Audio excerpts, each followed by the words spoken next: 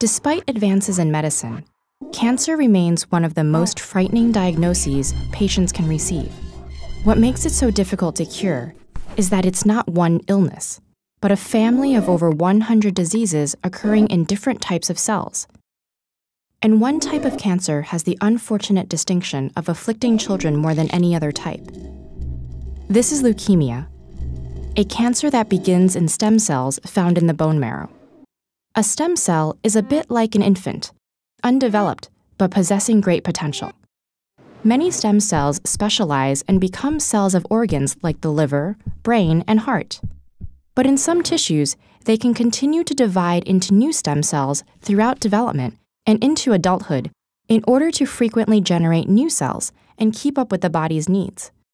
One example is the bone marrow, where stem cells differentiate into many types of blood cells. That includes red blood cells, which carry oxygen from the lungs to all tissues, platelets, which help stop bleeding by sticking to damaged blood vessels, and white blood cells, which patrol the body, destroying potentially harmful invaders. Every once in a while, something goes wrong during a stem cell's specialization process, and harmful mutations occur in the cell's DNA. Cells with compromised DNA are supposed to self-destruct, but some damaged cells ignore this order, replicating uncontrollably even as they lose their original function. These are what we know as cancer cells.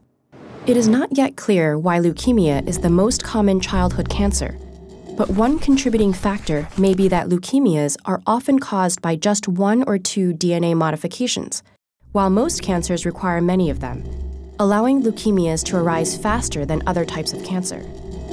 Moreover, some DNA alterations can occur in white blood cells during fetal development, further increasing the risk of early leukemia. But though it affects more children than any other cancer, adults constitute the majority of leukemia patients overall. Once leukemia strikes, the damaged cells reproduce in the blood and the bone marrow until they take up all available space and resources. When the bone marrow can no longer produce the required amount of functional cells, the blood becomes depleted. The lack of red blood cells means that muscles don't get enough oxygen.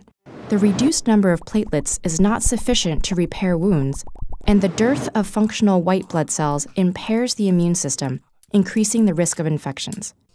To restore the normal function of the blood, leukemic cells have to be eliminated. But because leukemias are not solid tumors, they can't be removed surgically. Instead, the cells are killed inside the body using various treatments that include chemotherapy, a combination of drugs that destroys quickly multiplying cells.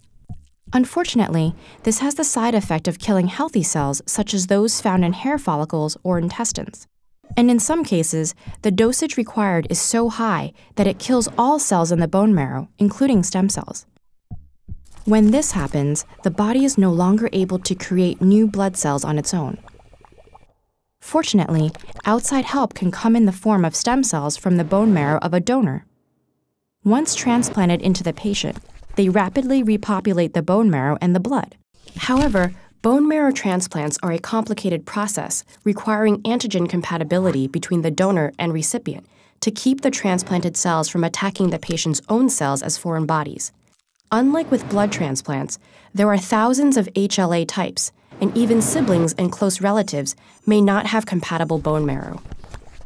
If this is the case, the search is expanded to a database containing the genetic makeup of millions of voluntary bone marrow donors.